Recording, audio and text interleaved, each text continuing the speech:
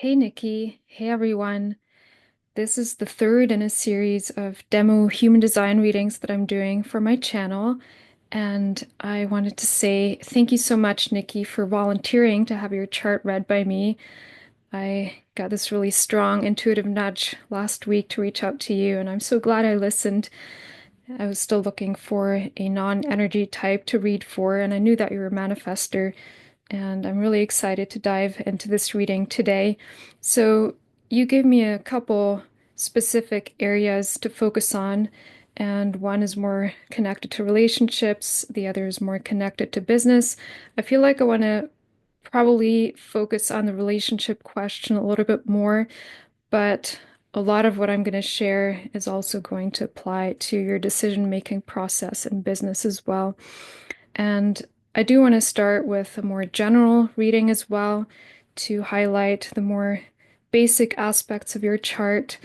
This is always where we need to start. Those are really the most important things. And then everything else really follows from there.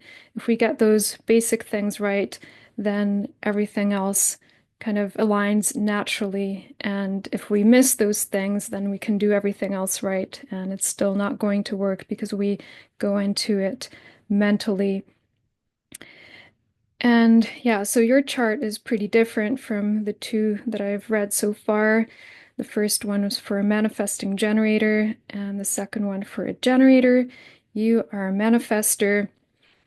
And yeah, so we'll start with your type here, and then your strategy and authority. Those are really the most important things to start.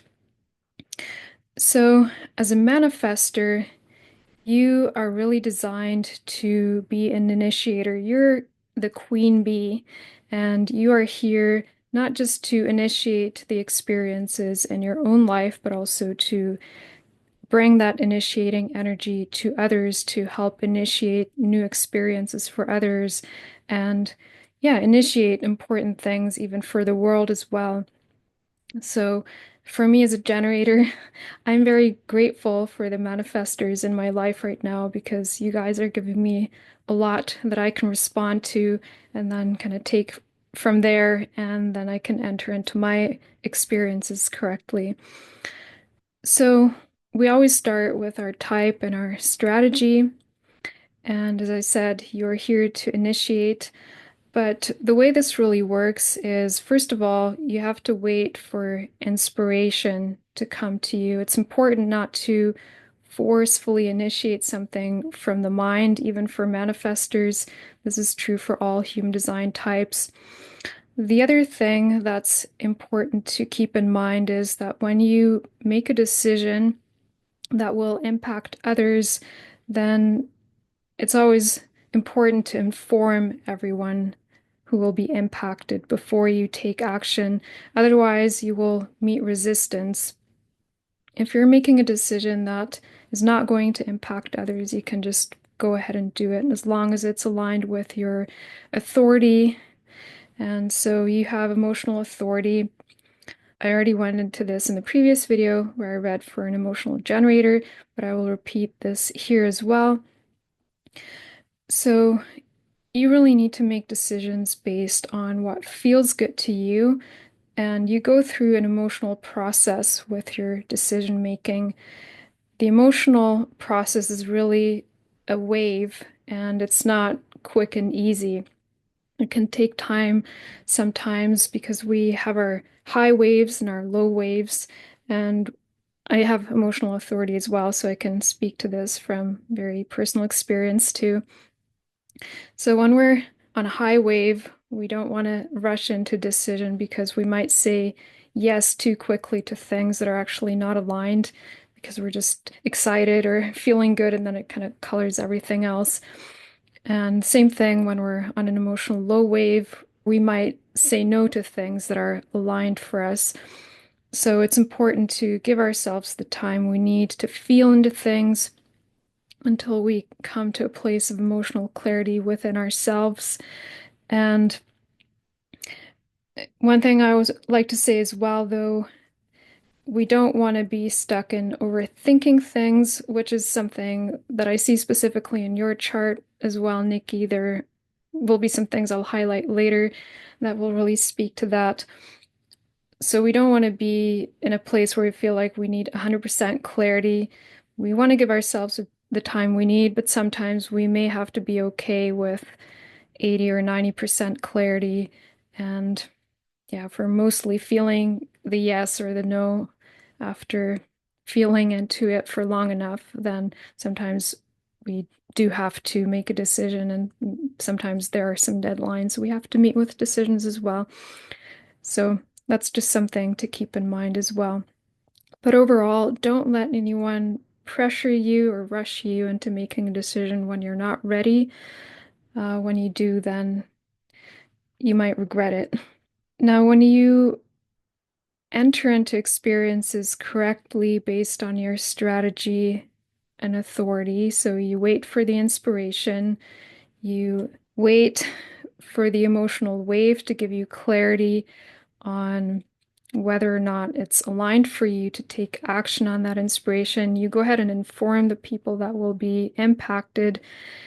If you do all of that correctly, then you will experience your signature theme of peace. If you're going against your design or making decisions that are not aligned with your emotional authority, then you'll meet the not self theme of anger. So, this is something to pay attention to. For other types, anger might have another meaning, but especially for you as a manifester, if you feel anger, that is a red flag for you. That's something to really pay attention to. Sometimes this can show up for manifesting generators as well, but especially for you, this is really important. The next thing I want to go into is briefly look at your open and defined centers here. So you are pretty defined, especially for a non-energy type. I often see manifestors and projectors as well with a lot more open or undefined centers. So you have a total of 7 defined centers, and you only have these 2 undefined down here. But I'll start with these. So in our open centers, this is really where we, first of all, don't have a consistent expression of the energy. And then also, this is where we're taking in energy and conditioning from the people around us, where we really amplify the energy of the people around us. And it might feel like ours, but it isn't. And so, again, there's some red flags that we can pay attention to here, some things that you might notice that will show you or tell you that you're really operating from your not self. And when you have that awareness, then you can also snap out of it pretty quickly because all of this here is not personal. It's not really yours. So even just having that awareness, that can you can just kind of flip a switch and just let it go because it's not yours. So first of all, you have an open sacral, which is part of what makes you a manifester because you also have motors, other motors connected to your throat, then you're a manifester. But the open sacral basically means that you are not consistently producing your own life force energy. And this is important in a few different ways. So, first of all, you're not here to do the hard work for other people. You're really here to initiate things and not even necessarily start projects and follow them through to the end.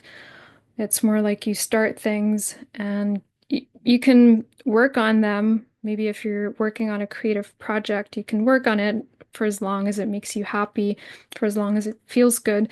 But as a manifester, with your initiating energy. You can also start things and then just hand them over to other people to finish them for you. And you might not even stick with the project until the very end. Manifestors could maybe start a business and then maybe be in it for a while and then hand it over to somebody else and then you go and start the next thing. But yeah, this will also depend on what feels good to you and what feels natural for you. But what's definitely important is you're not here to do the hard work for other people. And yeah, you're more here to initiate your own things.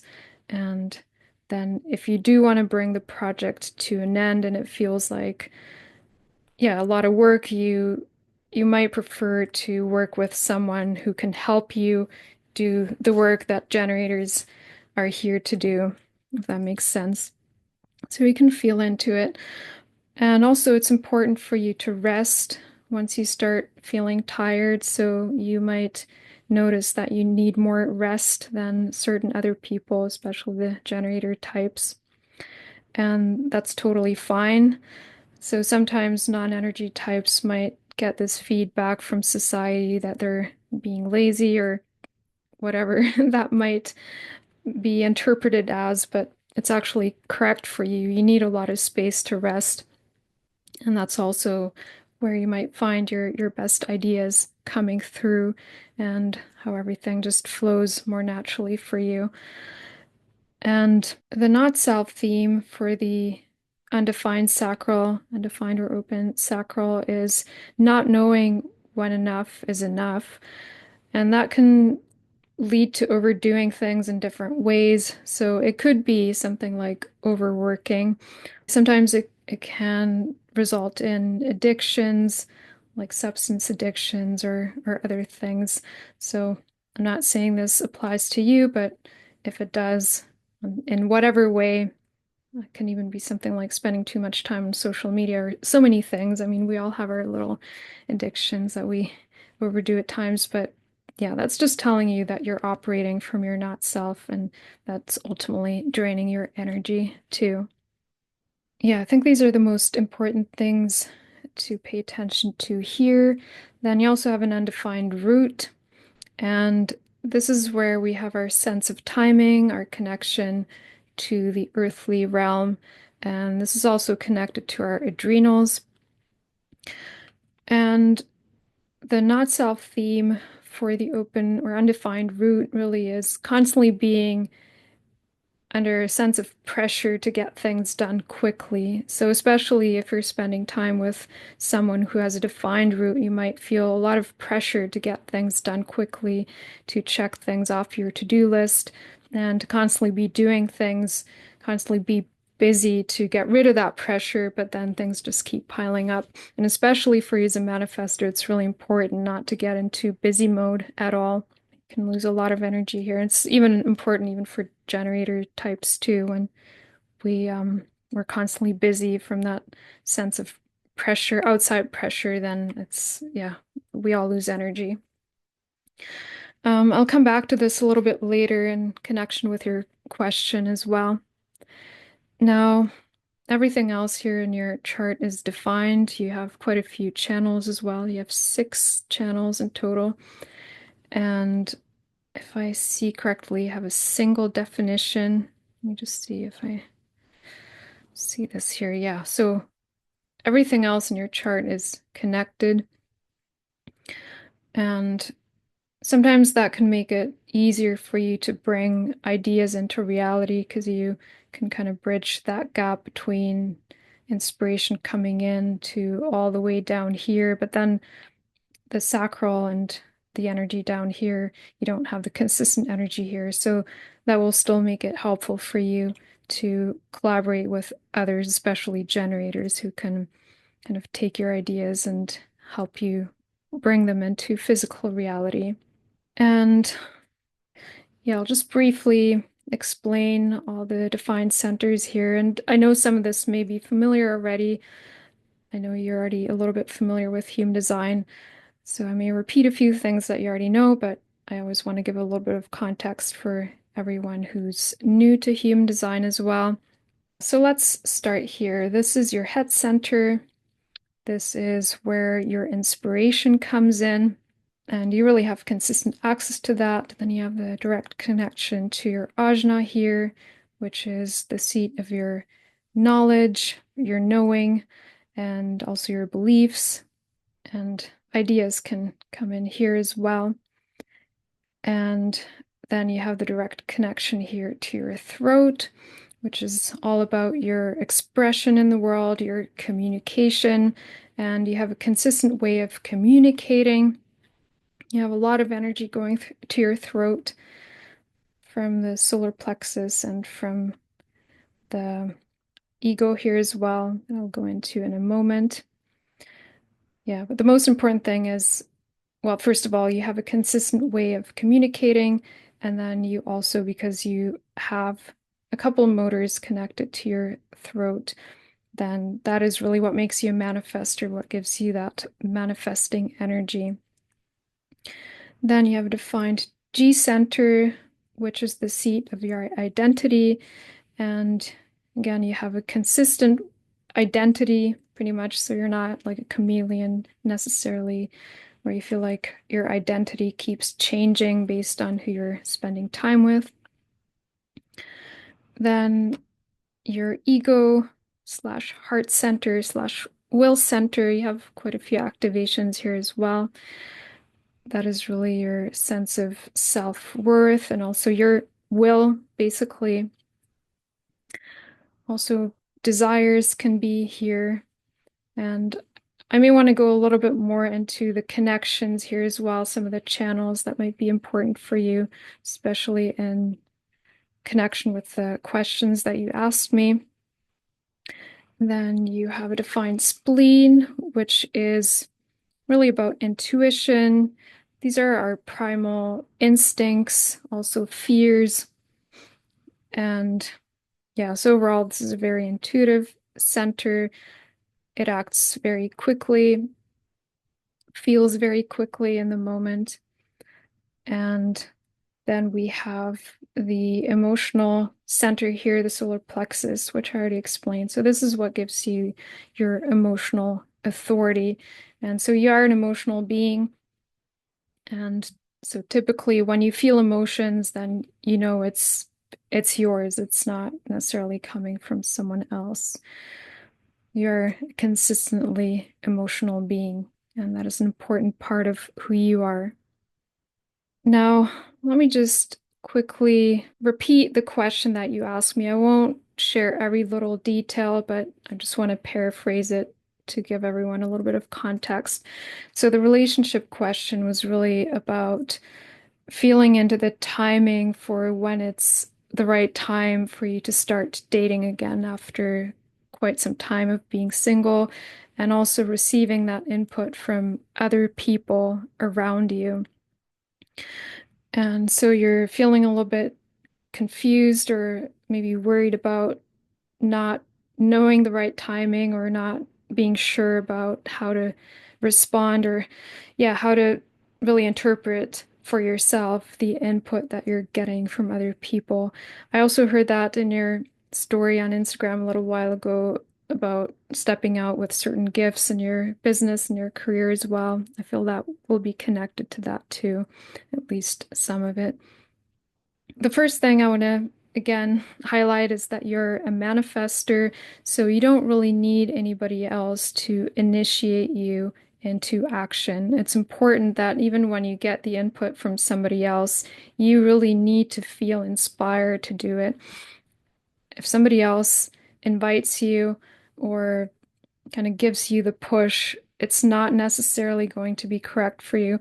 So and that's going to be true for everyone, but let's say in comparison to someone like me who's a generator, if I get that nudge, then that gives me something to respond to. I still need to feel into it with my emotional authority to make sure that it's the correct decision for me. Or maybe a projector who needs invitations to enter into new experiences that might be more relevant. But for you as a manifestor, you don't really need anyone to initiate you. It really needs to come from you and from your own inspiration. So from inspiration and not from the mind. And I feel that's a place where the mind can sneak in really easily when it comes from someone else from the outside. And you really don't want to get stuck in that pattern of self-doubt.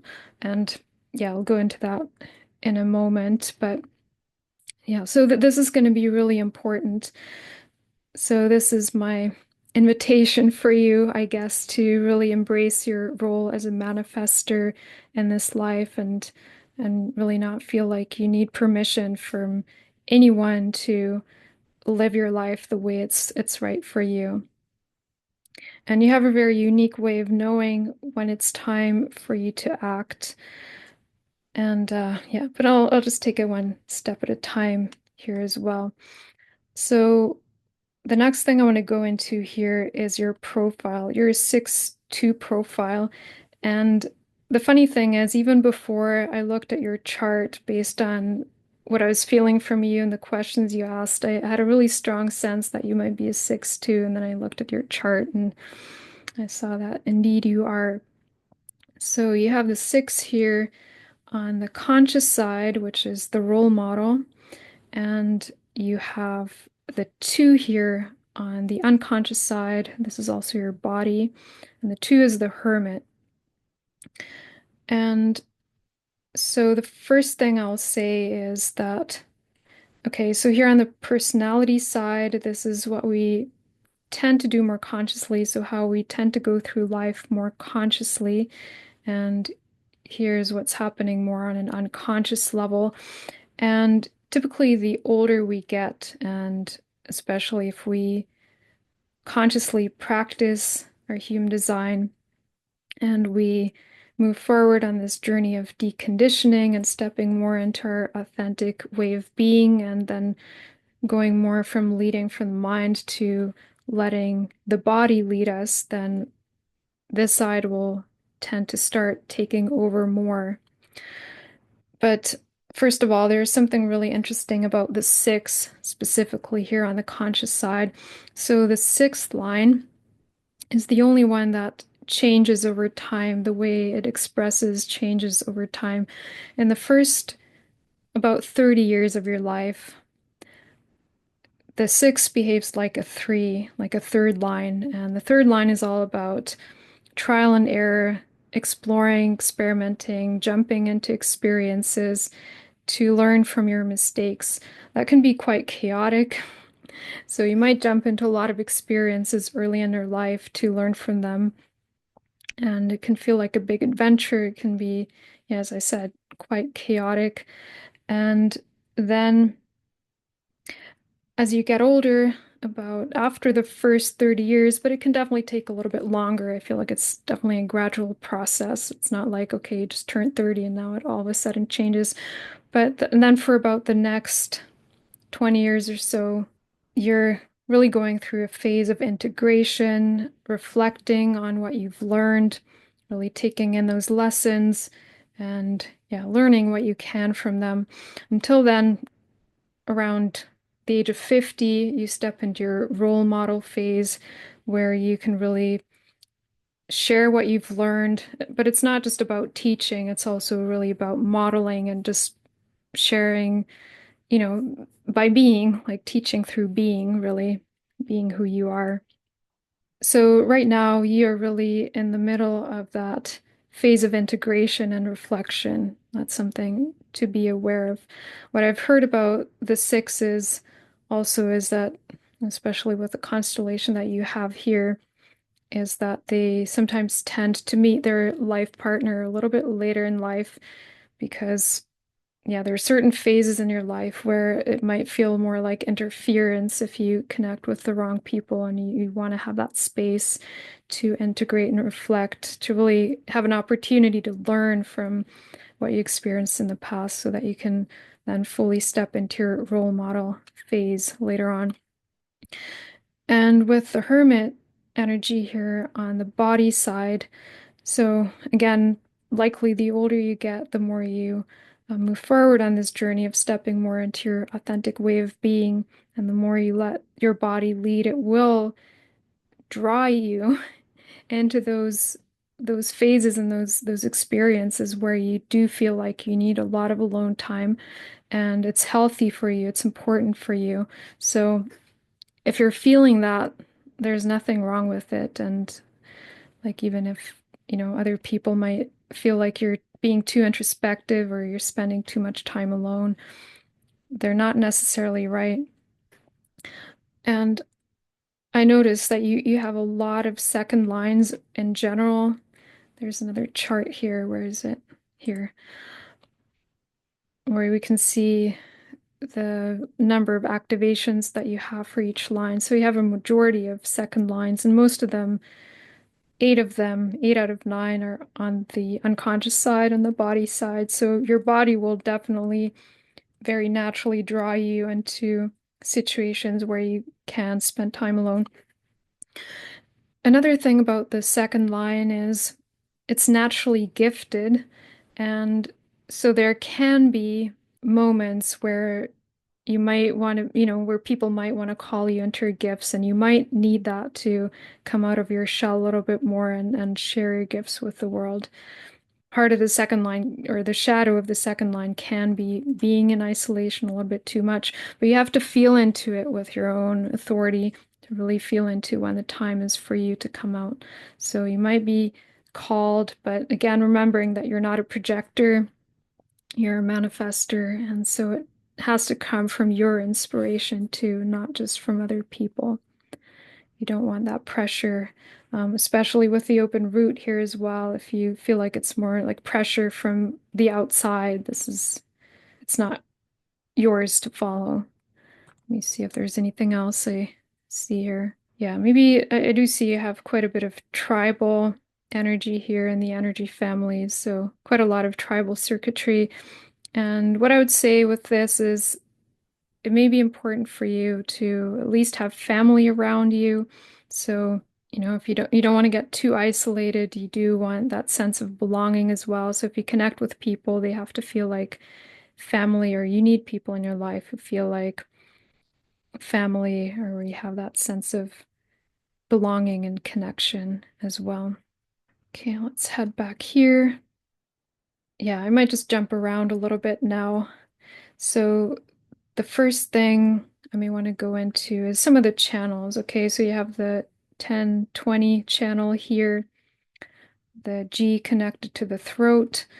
And this one is really all about authentic self-expression. So that's going to be important for you. Then you have the 21-45 here. This is a leadership channel. Yeah, so this one is really more about stepping into your own authority, speaking with authority as well. And yeah, so you're really more of the leader type. I saw in your business chart too that you're really here to be the executive. And yeah, maybe I'll go into that a little bit more later. Then this one here might be relevant for business too, the 26-44. This one is really a channel that helps with sales and marketing. So when you're really aligned in your, business activity, and you're doing something that's aligned for you, you do have a natural ability to sell. And so the 26 is really about, kind of selling a better future. And of course, sometimes the shadow of this channel could be like the snake oil salesperson. But if you're using it with integrity, this could be something like helping people make their dreams come true, or, selling a better future, selling solutions that help create a better future for other people. The 44 is more intuitive. It sees the gifts of other people, or it can kind of help you know what you need to share to make the sale. I'm not going to go into this too much, but I just wanted to mention that this is one that can really help with sales. If this is something that you feel you're struggling with. Then this one here is about ideas, exploring ideas. And then I want to look at the circuitry up here a little bit as well. The reason this stood out to me is I'm actually going to just jump to another chart here. So I had to look at your gene keys as well. And I noticed that you have the 63 and the 64 in your activation sequence here on the conscious side. So these are going to be really important ones for you. And both of these can lead to overthinking. So we have the 63 with the shadow of doubt, which can express the self-doubt, or more on the reactive side, it could also be suspicion, like feeling, yeah, maybe not trusting others. Then the 64 has the shadow of confusion. And Yeah, so this one deals more with the future, this one deals more with the past. But overall, this is just something to pay attention to if you're feeling like you're getting stuck in those cycles of doubt and confusion that's really coming from your shadow and from your not self. And you really don't want to let that, you know, make decisions for you or impact your decision-making process too much. So even just with that awareness, you can shift out of it more easily. But this is also, these are themes that are going to keep coming up for you. You'll likely go back and forth between the gift and the shadow expression here as well. So this is your life's work and then your evolution leading to your radiance here, the 45, and then your purpose down here. I'm not going to go into these right now. I don't know if you've ever looked at your gene keys, but if it's helpful, maybe you can look at it a little bit more. Yeah, I often feel like looking at the specific gates here, I often really like looking at them through the lens of the gene keys. Something else I noticed, you have the guilt motivation, which is one that I have as well. And the transference or kind of the not self version of this motivation is hope. So with the guilt motivation, you have a natural ability to know when it's time to act, when it's basically time to fix something that's not working. And you also know when it's not time to fix something. So again, maybe when it comes to deciding on whether or not it's time for you to start dating, pursue a relationship, and so on, you will actually know when it's time and you can trust that. The thing that you don't want to get stuck in is the hope motivation, which is really more of a sense of waiting for someone to come and find you or come and save you. If you ever feel stuck in that, then it's important to know that this is you're not self. This is really a shadow expression. So you don't want to be in that energy of waiting and hoping. But when you know that it's not time for you to act on something, to fix something, then you can trust that. And you'll get a pretty clear knowing when it's time. That can happen very quickly, all of a sudden. Let me see if there's anything else here. Yeah, maybe I'll just look at your business chart real quick here. So this is a chart that I can get here in Genetic Matrix with a pro subscription. And I feel like, yeah, you don't want to get too overwhelmed with this and take everything with a grain of salt because it's really a list of things that may sometimes even contradict each other or contradict other parts of the chart. But one thing that I sometimes like to look at is this part here. So, really, the ideal work situations for you. So, for you, working solo is ideal, or in large groups. In large groups, you're really going to be the executive. What I saw in your gene keys too, though, is that here in your culture sphere, you have a third line. So this would also speak to working with groups. And up here in your life's work, you have the sixth line, which would make you a good teacher as well. But yeah, you don't want to, like, again, go into this with the mind too much. What's most important is to, again, rely on your strategy first and foremost, and then your authority for decision making. If you go into everything else with your mind, for example, if you go to this chart and then try and figure out the ideal thing you can do solo or the ideal thing you can do with a large group, you'll likely won't get that clarity. It really needs to come through inspiration, not through figuring out with the mind. So that's really important. And goes for everything else too. So I feel like this is everything I wanted to cover in this reading for you, Nikki. I hope it was helpful and let me know how it resonates and also let me know if anything was unclear. I'm happy to clarify anything that needs a little bit more explanation. And for anyone who's interested in a personal reading, I'll leave the link down below to schedule a private human design reading with me. And thank you so much again, Nikki, for the opportunity to read for you. This was a lot of fun, and I can't wait to be back with my next video very soon. I may do one more demo reading for a projector, perhaps next week, and then I'll go more into sharing experiences from my own journey and yeah, just some little bits and pieces, and also yeah, really focusing on the practical application of all these things. That's what I'm really excited about, and I'm really interested in not just teaching the mechanics, but yeah, just providing some insights more in terms of how this can change your life. And yeah, there's a lot more that I could share here, but that's it for today. Thank you so much, and I'll be back with more soon.